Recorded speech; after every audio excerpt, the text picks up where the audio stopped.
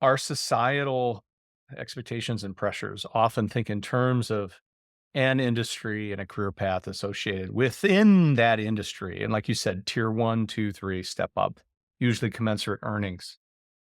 But what's interesting about this not so linear discussion is there are other dimensions, I believe, that could be, for example, exactly the same industry one's entire life, but a shift in modality.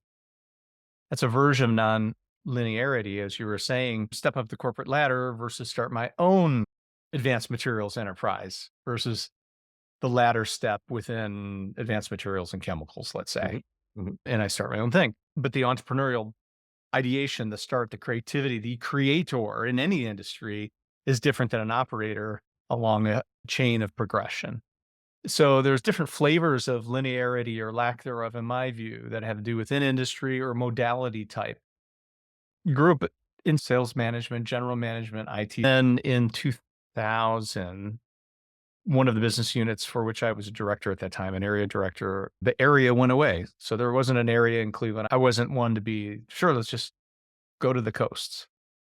So in my case, it was either do something different or stay or go. And Sue always said I wanted to be an entrepreneur and do my own thing. I didn't even know it. I wasn't aware of it.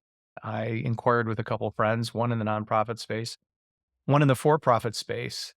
And they said, great, you'd be a great advisor consultant. How about us? And we ended up having two clients before we had a company name Mhm. and checking account, a check, and didn't know what to do with it. So it's ironic because we're strategic planners in part. We do more coaching now than anything else, but we didn't have much of a strategic plan. We were off to the races. The point is, I didn't find out until later in life that some of the things I really enjoy doing, which is currently coaching, being part of conversations with people, podcasting, were things that were part of my nature when I was in grade school.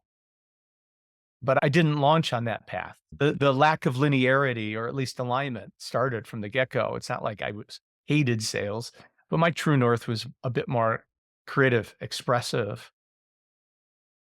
communicate, ideate, philosophy, not necessarily bang out numbers and grow sales.